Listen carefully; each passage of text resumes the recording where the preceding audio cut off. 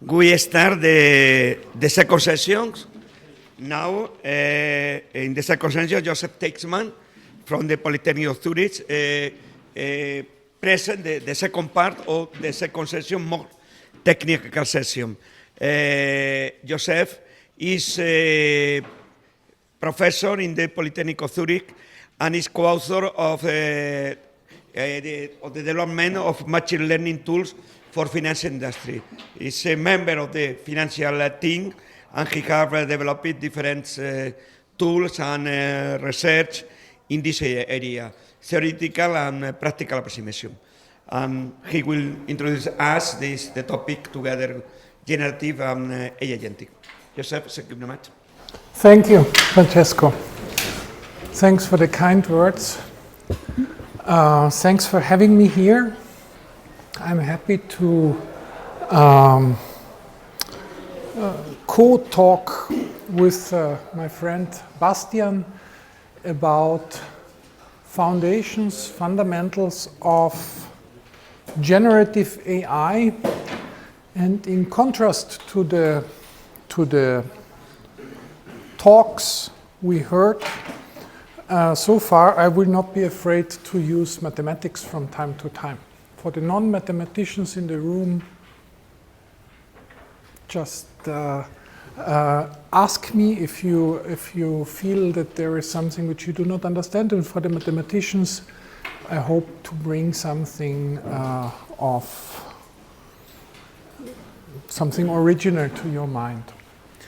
So we have heard a lot about the tremendous successes of large language models. And what I would like to do in this talk is to shed the mathematical light on large language models, but an unexpected light. So a perspective on large language models which might be surprising for you. And it should be surprising for you, but it's, let's say, a very good starting point to think about those models and what one can potentially expect, and what is maybe less. Sorry. I can't speak. No problem. The important thing is my passport inside, therefore I try to keep it inside. And therefore I start with something which comes really from a different area of mathematics. When you think about modeling language, I start with theoretical concept from the theory of dynamical systems. And I will introduce it to you via a certain illustration. This, by the way, goes back to a very nice blog of Pietro Verzelli, which I was, let's say, modifying and deepening at some points a bit, and also theoretically then analyzing.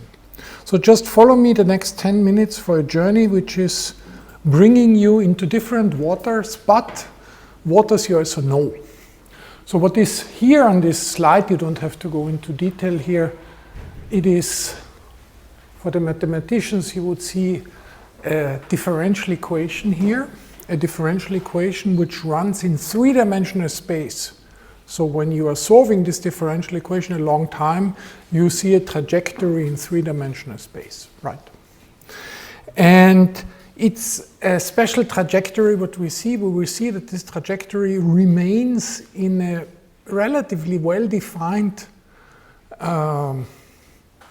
portion of space, so it does not go to infinity.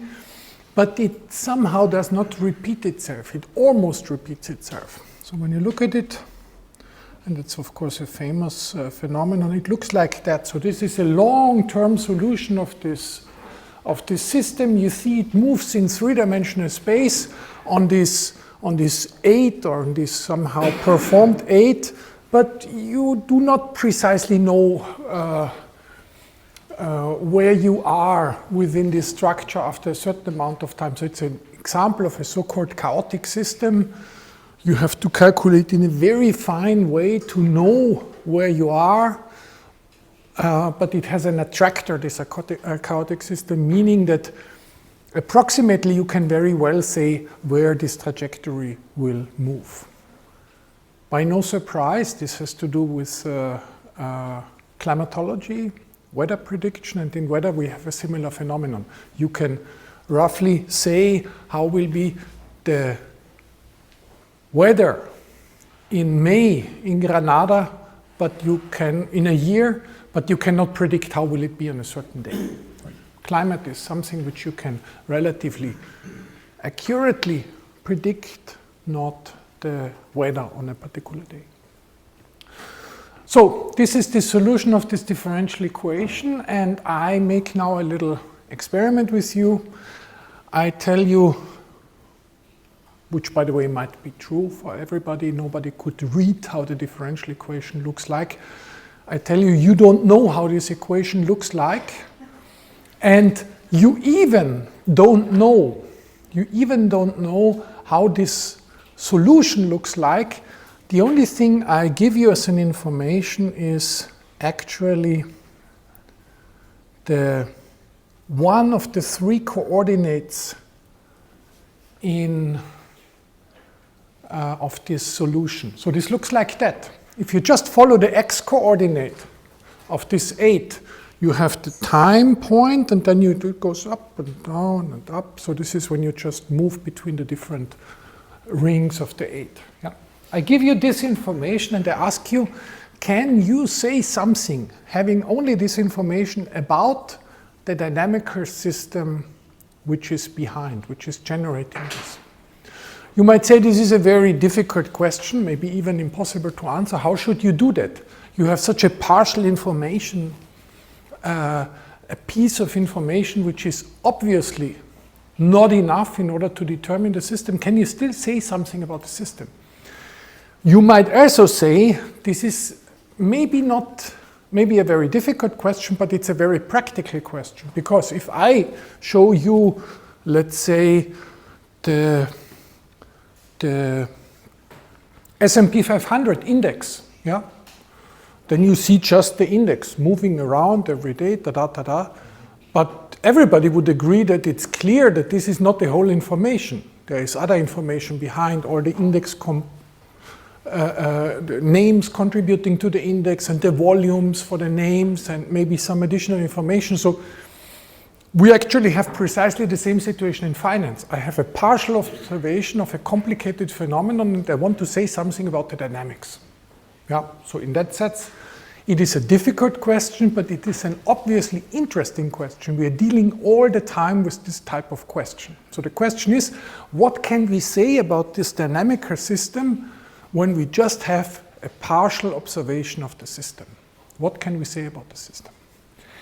And there is an old theory which gives an answer to that question, and this theory is related to a Dutch mathematician. His name is Floris Tackens, and it's Tackens' theorem. Yeah? Tackens' theorem gives a recipe what you have to do. And the first thing Floris Tackens, so he was taking knowledge people have into a theorem and proved it. But the idea is very simple. It is just saying, I can make out of this one-dimensional observation. So here I only observe one real coordinate, therefore it's a one-dimensional observation. I can make a higher dimensional observation out of it by itself in a sort of bootstrapping procedure by just saying, I do not remember only at the point in time the value of the x-coordinate, I also remember the value yesterday and the day before yesterday and so on. So this gives me artificially a high-dimensional vector which I can generate out of this one-dimensional vector. Yeah? I can do that. This is so-called delay embedding.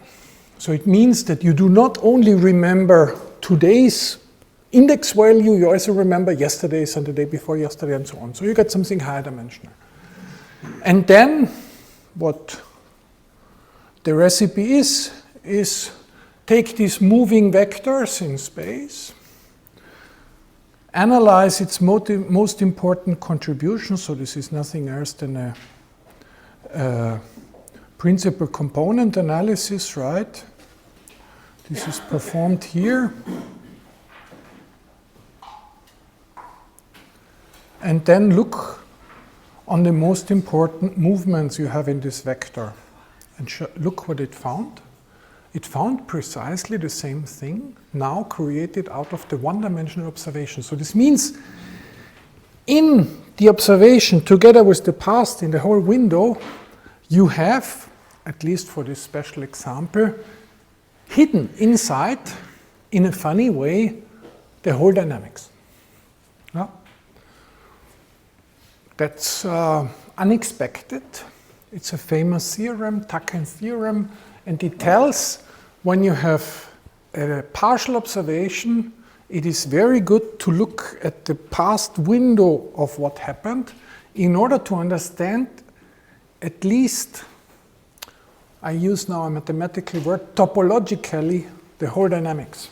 What does it mean topologically? It means that I don't get the correct numbers here, but I get the correct shape, the correct Gestalt, as Bastian would say. So the shape is correct, not the numbers. Metrically, it's not correct. It is correct from a topological perspective. Good. That's a funny observation. And the theorem, which then is related to that, is, as I said, Teichmann's theorem. And now let me switch a little bit to the slides and walk you a little bit through those slides here. So now it looks mathematical, but I just do in formulas the same as I did before. I have a dynamical system. A dynamical system is coming with a state space and an operator which says, how do I move my particle which moves in the state space between two instants of time? This is the so-called transition operator.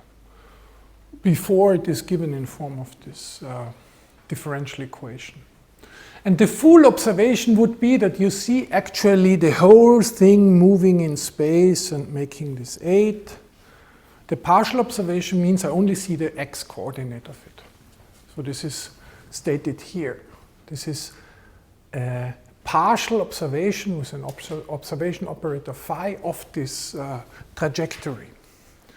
And the statement of Teichmann's theorem is then the following. Actually, under certain assumptions, which are not important here, but just for the mathematicians in the room, you need a compact manifold. As a state space, you have a diffeomorphism T as a transition operator, and you have a smooth map phi as your observation operator, and they should be generic. Generic means, I say it what generic does not mean. Generic does not mean that you made an effort to make the theorem not true. In the sense, it means when you take a system, just pick a system predicting, let's say, weather conditions, and you observe the system not with the intention to see nothing, but with a useful way how to observe it, then actually the theorem will be true. This is what is called generic conditions. And the generic conditions, they then say, if you take a long enough window in the past, long enough can be measured in terms of the dimension of the state space, 2m plus 1. You just have to go back in the past for a while. Then actually you have a numerical embedding of the state space into this space of windows, which is a r to the power 2m plus 1. And this numerical embedding is producing on this space of windows another dynamical system which is equivalent to the original one. This is what the Teichmann's theorem tells. And in particular, it tells that you can learn, now we come back to machine learning, you can learn a map which takes the information from the past window of length 2m plus 1 and produces perfectly the next prediction. So this means in terms of our previous system that, let me return to that here, that even though this looks complicated and difficult to predict, what you could do is that the next instant in time could be predicted as a function of the previous 7 guys. And you can learn this function, which is funny, because you would say, actually there are 2 other hidden factors which I do not observe. How comes that the system works like that, that already 7 observations from the past are enough in order to learn this map? It also means that you can really run a learning procedure. Why do I tell you this story? Why do I tell you this story? Everybody here in the audience might say, wait a minute, this reminds me of something. This reminds me of what we have heard the whole day.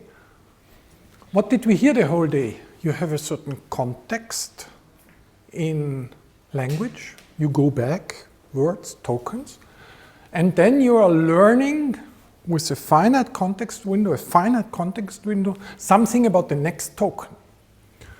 And what this theory tells you is that this works surprisingly well, much better than you would expect. So you can take this theorem as a sort of theoretical underpinning of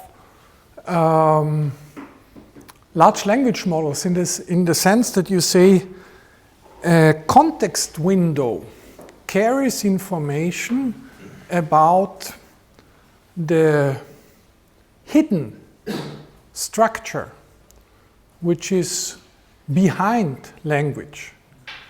And the context window does not even have to be super long in order to capture already a lot of things. This is precisely what this theorem tells. Yes? But we know the dimensions, huh? So we have to assume that we have a dimension for language. Yes. We do not assume that, we just try how long do I have to take it in order that it starts to work.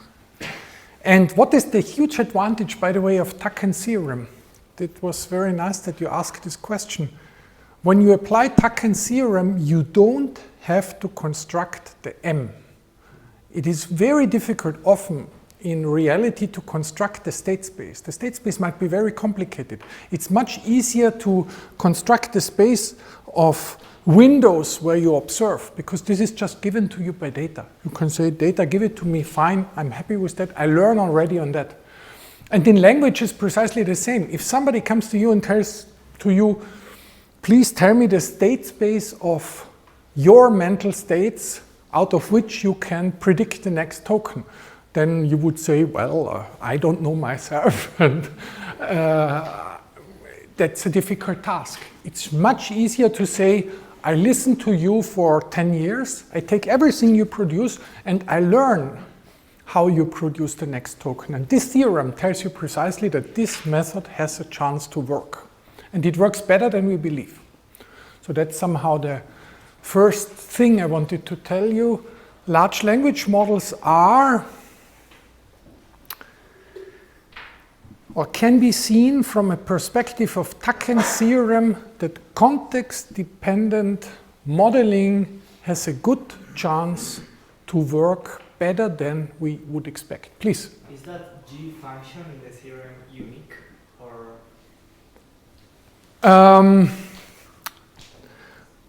Uniqueness is always a very interesting question in mathematics. It comes with the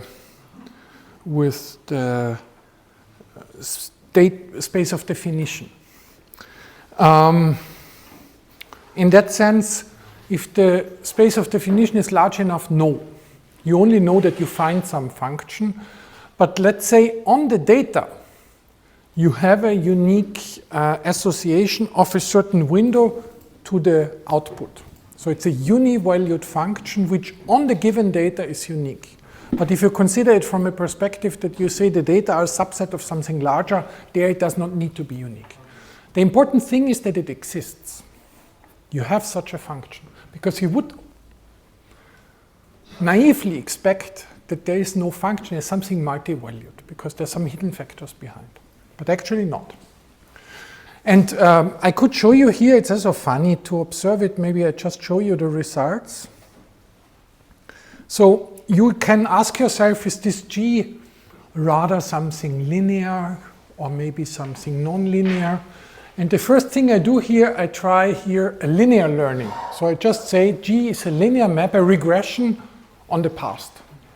And you see that actually it works very well. It's a very nice example, by the way, of in-sample. So this is in-sample, and this is out-of-sample. So this means in-sample, fantastic fit, out-of-sample, catastrophic. You're just off. So it is definitively not a linear relationship, but if you take a neural network and train this relationship, takes a little bit of a while, I don't show you. In-sample again, fantastic.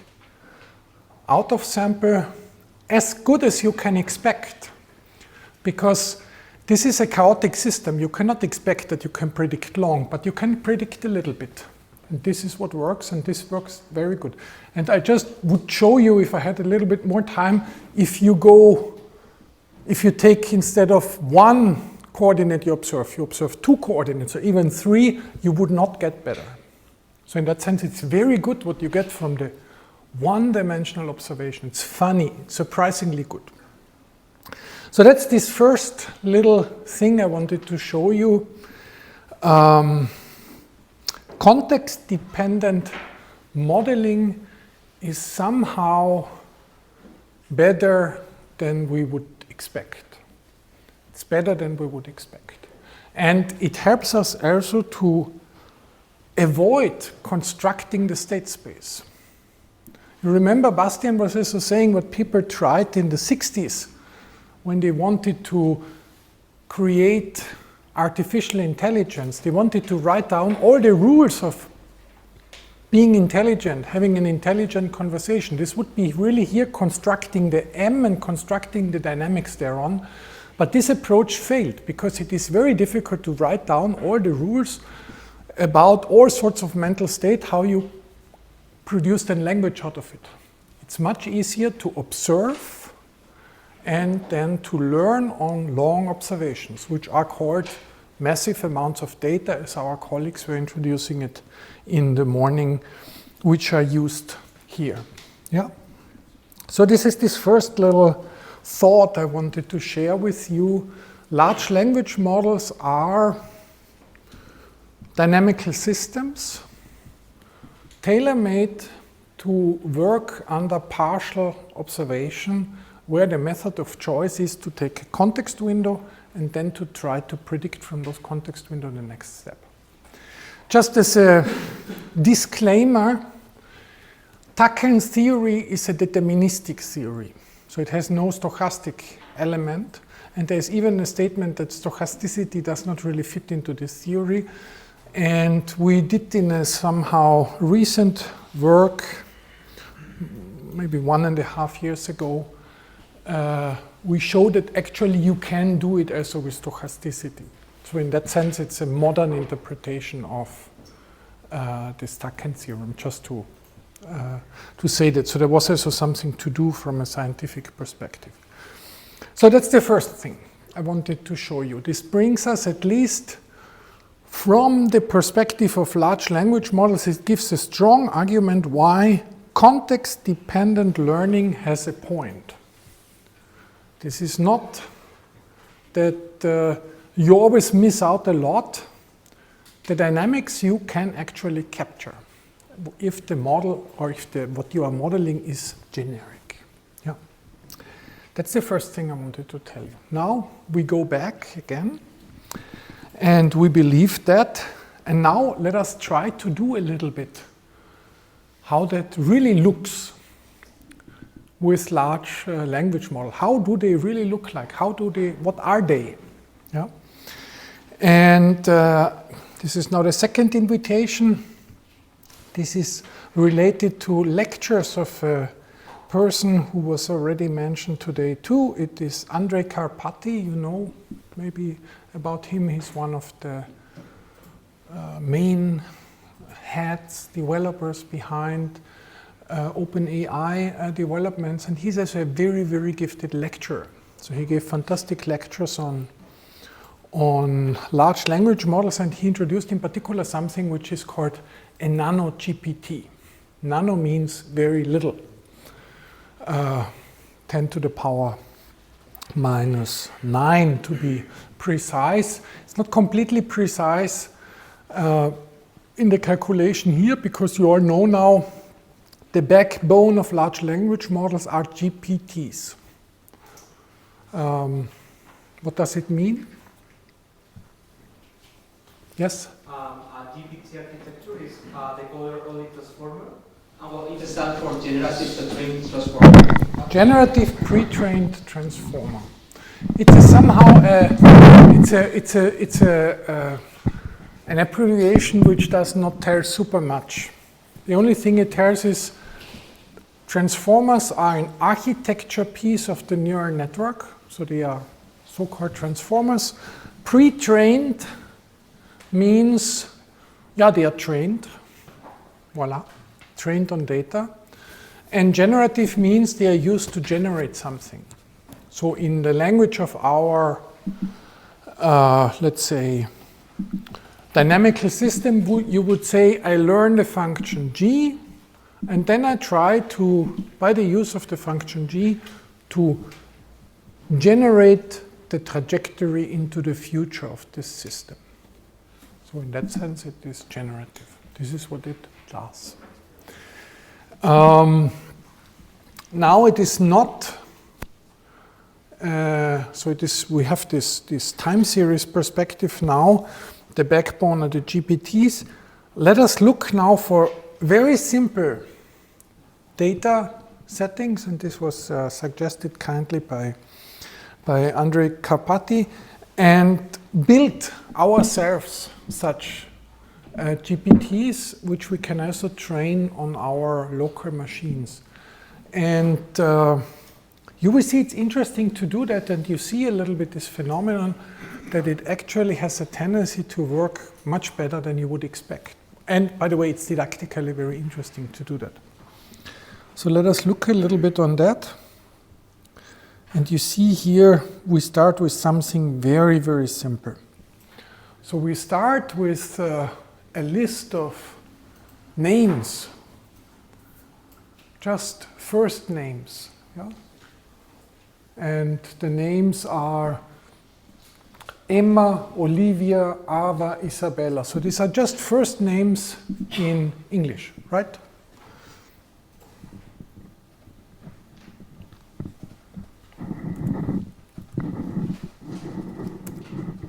Yeah, I made it even a little bit longer. That's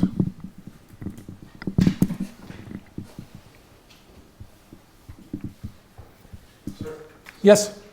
Could you increase the dimension of the? I do. Okay, thank you. Yeah. I mean, there is not much information, though, so therefore I almost prefer to tell it. You see here just first names. You would right away say women names, right? So if those are the data, and let's say I have, I think, a couple of thousand here of those names, can you write a model which produces names like those names? And what would that mean, by the way? What would that mean? And a very classical and simple approach which captures something of those names, but everybody would agree not everything, is the following. It's a so-called bigram model. It says every name is decomposed into tokens. The tokens are the letters. So I have these non-capitalized letters A, B, C, and then I have something at the end and at the beginning which tells me the name is starts and the name is over. So I have a first and the last letter, and I need a token also to represent that, right? And we can imagine that, and then we can just make a statistics. We can ask how often is it that A follows V, or that L follows R. How often is that? Is it very often or not so often? And the bigram model just says my tokens are just letters. I take no context at all. I just take one letter and I ask how likely is the next letter given all those data. Yeah. Likely means that I make the statistics out of it. So this is a little bit of, then of course, calculation. So you here see having a Q and then O afterwards appears 2 times. And you can make all of this and make some things are more often, some things are much more often, and so on. Yeah. So this is what I make here as the statistics. And then you can say, okay, when I have these statistics, I can make a matrix which tells me,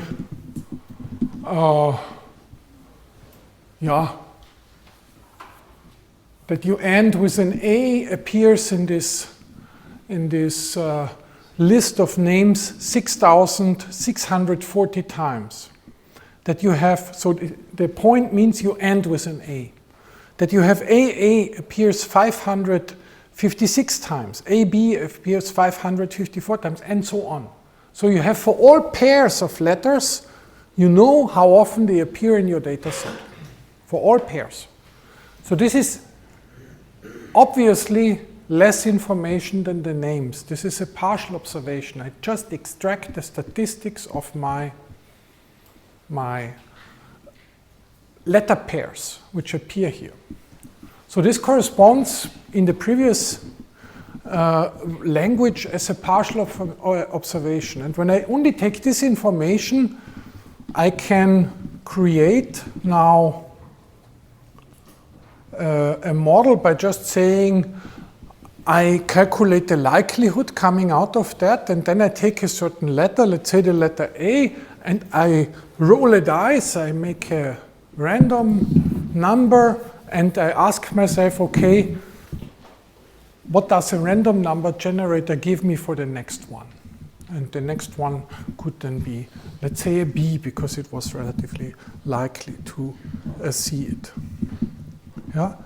And when I do that, these are, by the way, names you would get. So, Junaid, Janasha, P, Connie, A, right? Which means there is a slight remembrance that this might have something to do with names, but it does not sound like a name. How should it? We just took a partial information. And we just tried to predict of one element of this partial information the next one. This cannot work because this state space is incomplete. Yeah? And let me just, maybe I go here.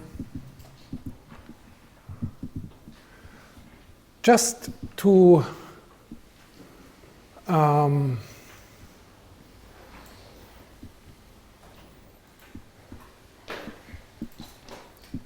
what would be better to do? Obviously, in the light of Teichmann's theorem, you would say, yeah, we just take more letters. We take a context. We take not one letter, we take 2 letters, 3 letters, 4 letters, and so on. And then I might say, yes, let's do that. What's the problem with that? Despite that we should actually do it, what is the problem with it? What would you say? The memory? Memory? There is a memory problem. There's an obvious memory problem. Before we were making a matrix, the matrix has, let's say, 27 times 27 dimensions, 26 letters and the point. Fine. 27 times 27 is a number which we can easily store a matrix of this size. Now imagine that I take a context of 3 and I want to predict the next one. Then I have 27 times 27 times 27 times 27, 27 to the power 4. This is already a little bit bigger. A matrix written down there is not super easy anymore. You can handle it, but it is not the most easy to write down thing. Now imagine that I take not a context length of 10. Then I have 27 to the power 11. That's impossible. I can forget that. Cannot do it. Yes? Maybe the matrix is not the vector of representing this. But in order to have all the probabilities, you need actually a matrix. You need to have for every context and for every follower, you need a probability. But the matrix is not a good way to store it. This is what you wanted to say. How do we store in modern times?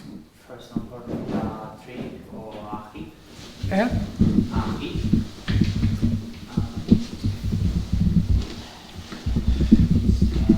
Similar to a tree.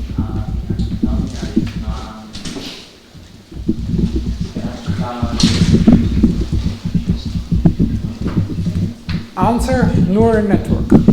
A neural network is helping us to store things without ending into terrible overflows.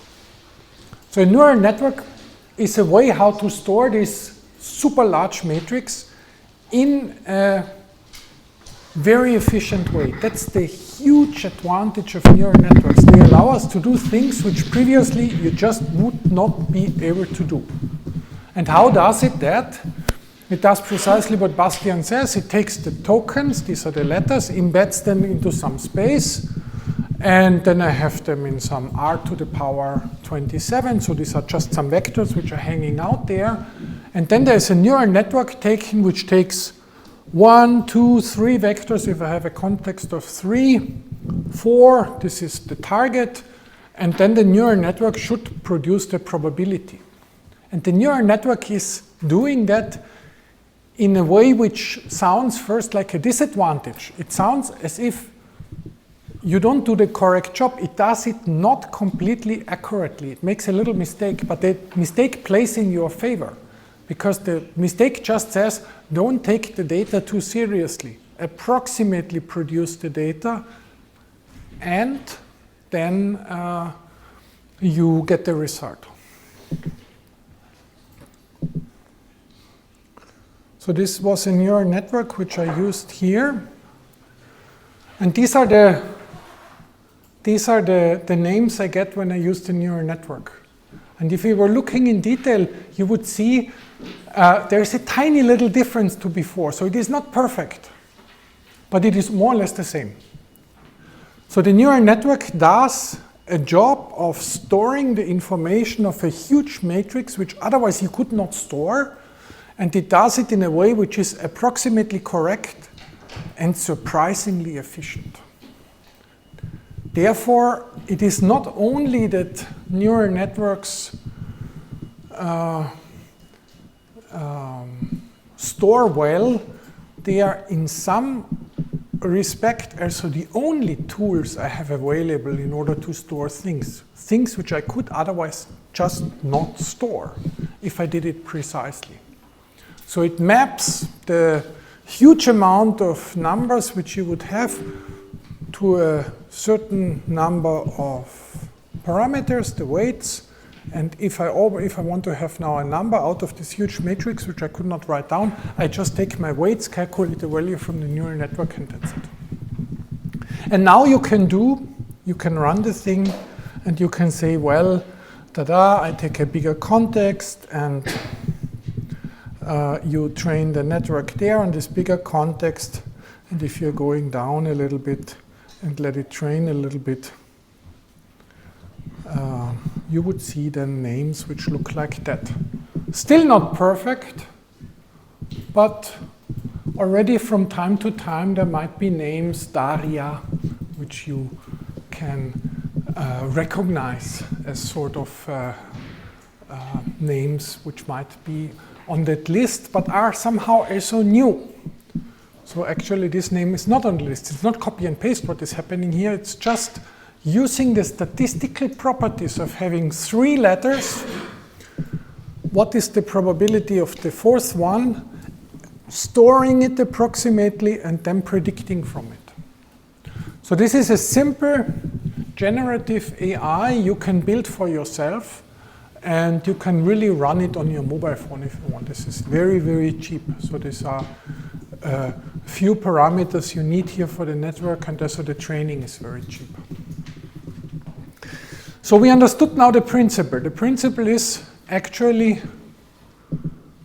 tokenize the data, embed the tokens into some space, so make out of every token a vector, and then train a network on those vectors such that from a context of certain lengths, you are able to predict the next token.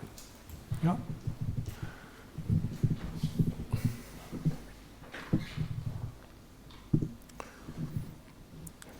I do it now here, and that's really very nice in this piece of work or lecture Andrei Karpathy gave us. The next one is I take tiny Shakespeare. So this is a little collection of Shakespeare quotations, right? And you read it. The length of the data set is 1,150,394 tokens. Tokens are here letters. Let us print a little bit. First citizen, before we proceed any further, hear me speak, or speak, speak, you are all resolved rather to die than to famish. Ta-da. Shakespeare. This is our text now. And I want to train a large language model to produce text like that. Yeah? And by what we learned, you would say, okay, take the simplest tokenization which we have here. The simplest tokenization is just, these are the tokens. Let me make it large, that our colleague who asked before. Yeah, anyway. Why does it not work now?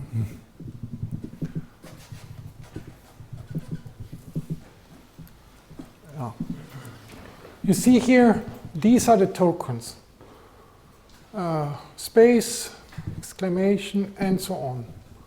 Capitalized small letters. These are tokens. I have 65 tokens. And so from what we learned before, we have to take a context window, and for such a type of text, we would like to take the context window a little bit longer, maybe 30, 40, 50 tokens. So we can certainly not write down a matrix for that, because it would be 65 to the power, no, it would be 65 to the power, let's say if we take a token, a context window of length 30 to the power 31. We cannot do that. So we have to use a neural network which stores the information, and we have to train the neural network to store it properly. Yeah?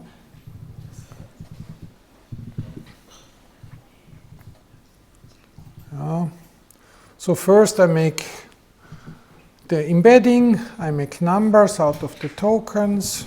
This is just simple, so this is nothing special. And here you see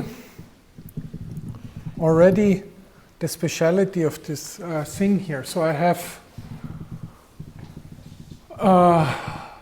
block size is the important information. This is the length of the context window. I go 32 letters back, 32, and I want to predict the next token. Yeah?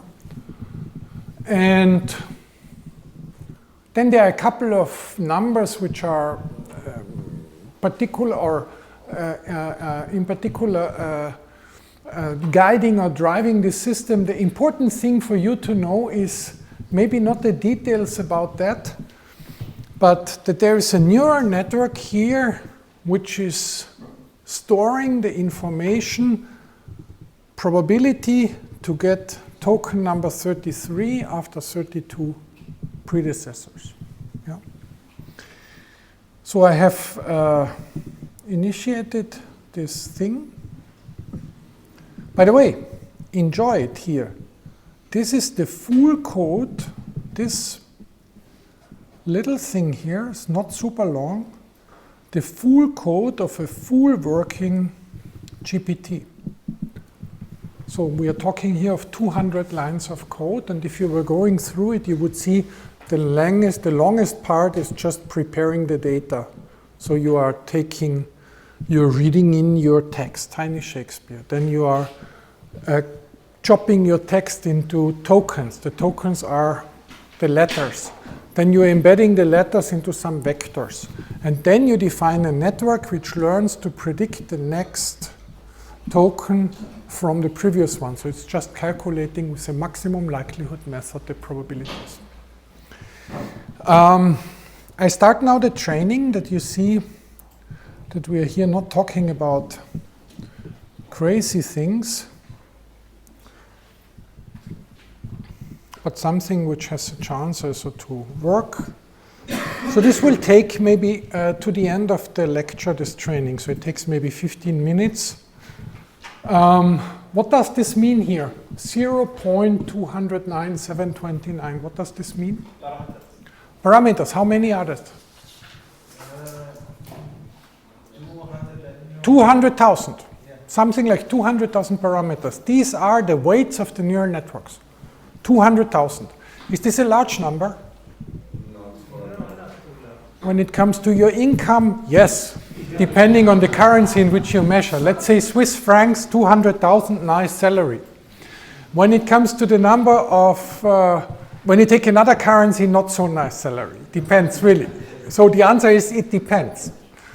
But when it comes to the number of weights of a neural network, nowadays you would say this is a small number. Why? Why is 200,000 a small number when it comes to the parameters of a parametric family of functions? When I studied at university 30 years ago, oh my God, 30 years ago, when I studied at university, people told me parametric families of functions have a low number of parameters, and you need to understand all the parameters. No, never overparameterize, because overparameterization leads you to troubles. And low number of parameters was 3, 4, maybe 6, but already dangerous to overparameterize. 209,000. I mean, this is ridiculous. And actually, why do we believe that this works? Why? What is the point here? And that's a funny phenomenon about neural networks, which is not fully understood. And actually very interesting that we are actually playing with advantages of overparameterization, which crystallizes or materializes in so-called implicit regularization. So it helps you to not take the data too seriously, get rid of noise, make little mistakes, and the little mistakes are in your favor. So meaning that overparameterization, which has always been the bad guy in the room, actually gets the good guy here. It helps you. And in terms of modern machine learning, 10 to the power 5 is a ridiculously small number. The GPTs today, which numbers do we have there? 10 to the power 12. This is more than billions. These are 1,000 billions. And so this is a huge number. It's a trillion. The number is so huge that in German and English the naming gets ambiguous, because billion in German means trillion in English, trillion in English, whereas billion in English means Milliarde in German. So the number is so high that even languages get mixed up with it, messed up with it. It's a rare number. 10 to the power 12 is something like the gross national product of Switzerland, balance sheet sum of UBS after they were inhaling Credit Suisse. So these are big numbers, 10 to the power 12. This is the number of parameters we have here, and from the perspective of 10 to the power 12, 10 to the power 5 is very small. It's a very small number. But the claim here is, we do not want to learn the internet here. We want to learn tiny Shakespeare. Tiny Shakespeare is not the hugest data set. It's a small data set, and we just want to learn talking like that. But I just wanted to put your attention on that. And this brings me now also to a last part. I wanted to speak to you about attention. So people said before, several of our colleagues, there's a paper 2017, attention is all you need. We heard already before, context is all you need, so you have this context dependent, but there's also attention is all you need. Attention is a certain architecture which is used for the neural network. So it's not any neural network which we use here, but a special one. Does it matter that we use a certain architecture, or could we also use another one? Bastian said, or as Johannes said, there are other architectures which are appearing, but actually it mattered a lot when it was introduced. And in that sense, one can say there might be more than one solution for the choice of the architecture you use. But it is for sure also true, if you use the wrong architecture, you learn nothing. That's also an aspect which is interesting to see. It is not only the number of parameters which counts, but also the way how they are wired. And you could do the same thing here with the wrong architecture, and the result would be very, very modest. Yeah? Which makes the whole story fascinating, but also a little bit enigmatic. Not clear yet. How do we find out the architecture? What is the architecture fitting best for a certain task, and so on. And yeah, so this is the messages I wanted to spread here. You see here the training. We are already half through the training, as I was predicting. Now we have, I think, 7 or 8 minutes which went. And you see it is now going through and getting better and better and better. Let me show you, because I was training it before, that you see once. So this is what we get after 10 minutes of training. It definitively sounds like Shakespeare if you speak it. It sounds like Shakespeare pronounced by somebody who drank at 3 in the morning, but at least it sounds a little bit like it. But it is not that you can recognize contents into it. But this would have been too much, because we are just training 10 minutes on a small data set and not very complicated model. This is a showcase. But it should show you that actually already with such a simple model you get something. Yeah? And I invite you, you just need to go to GitHub and look at the NanoGPT, what Andrew Karpati provided, so you can train a little bit larger version of it. I think here, let me look at it.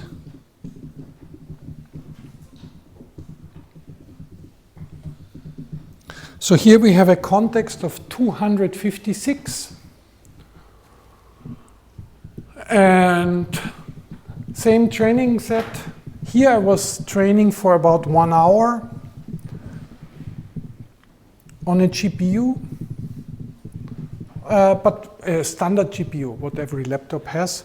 And this is what you get then. This already now looks more convincing. It's also not that every sentence makes sense, but it's fascinating how, with such a simple modeling setup, just to remember a little bit of context and to learn to predict the next token, everything is stored into some neural network which has this attention mechanism, you get such types of results. So that's the backbone of all these large language models which we have been speaking about. They are dynamical systems which deal with partial observation, that I don't have the complete observation, I don't have the state space of meanings.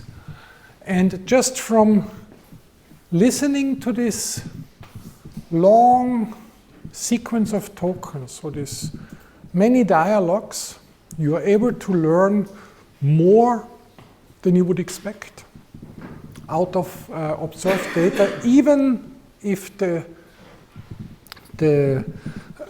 observation is incomplete or partial.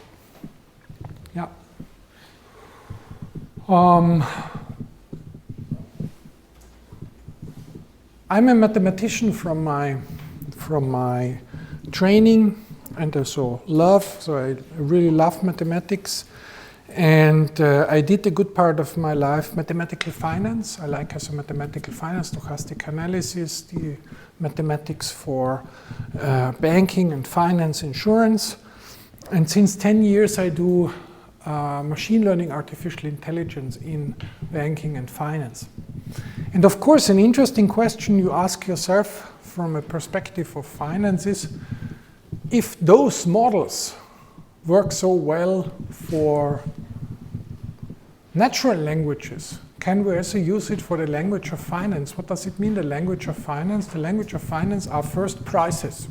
I give you a time series of prices, and I would like to know, what can you tell me about the next price? And what can you tell me about the signals which are behind the price? And it's also interesting, and you can try yourself right away.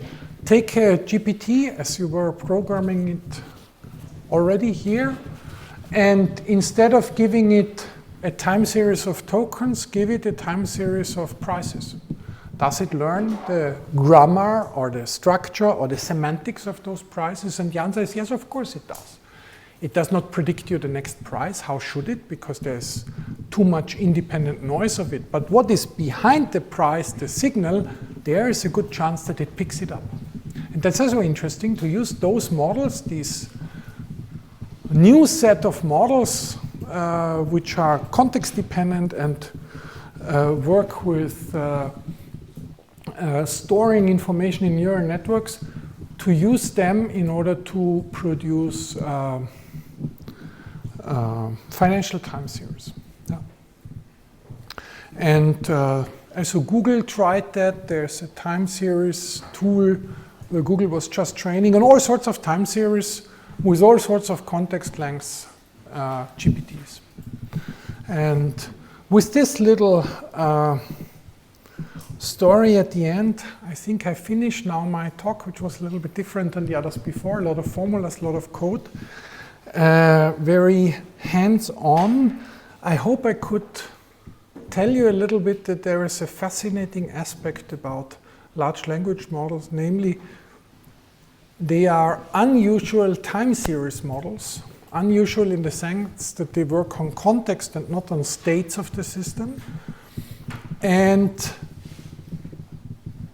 actually, 20 years ago, you would have said this does not work. You ridiculously overparameterize a context-dependent model, and you hope that this gives something, but actually it works. Meaning there is something to understand there, and a couple of things we understand already, others are still open, and you all invited as young researchers and students here to contribute to this fascinating journey. And now I stop. Thank you.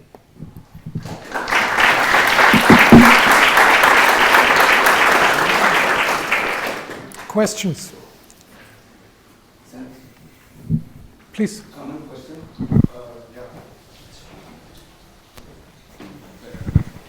Thank you for your presentation. It was really interesting. I would like to ask you if you have any suggestion about studies on LLMs related to chaos theory, if it's a field that is that exists basically, because yeah, sometimes I was thinking about an LLM starts from a state, static state, and there are many parameters that can affect the LLM during the generation, and maybe analyze the semantic divergence that there is between the initial state and the various branches of the LLMs tuning its parameters. Yeah. If I was asking you if it's a field, if there is something to consult. I'm convinced that there is. I'm afraid I don't know much about it. A sort of predecessor of some kind of LLMs is the field of reservoir computing, which has, let's say, it's a sort of randomized version of LLMs. Randomized in the sense that the part of the weights is not trained, only a subset of the weights is trained, therefore the training is cheaper. And there is a lot of connection with chaos theory. So they were doing exactly those models in order to do long-term predictions of partially observed chaotic systems. I think people got, as far as I know, tried to also use GPTs for that instead of these reservoir computing models. And but I'm not sure that they were beating what has already been out there, because this was very good and very well done. But I'm convinced that there is some literature there. I would say, also as Bastian said, the transformer architecture is, from a perspective of classical dynamical systems, having an aspect which is unusual, namely that you don't have a fading memory. So in transformers, if you're a German speaker, you know it. Sometimes you wait for a very long time until the verb appears, which is at the end of the sentence. So this means fading memory is not good. If it fades out too quickly, it might just miss the important aspect. And the usual dynamical system architectures, they work with fading memories because it is often in dynamical systems that you don't have this long dependence. But there might be some systems where you need it, and then it would certainly help to use such architectures here. Otherwise, reservoir computing or LSTMs might be a better choice for chaotic systems. Yeah.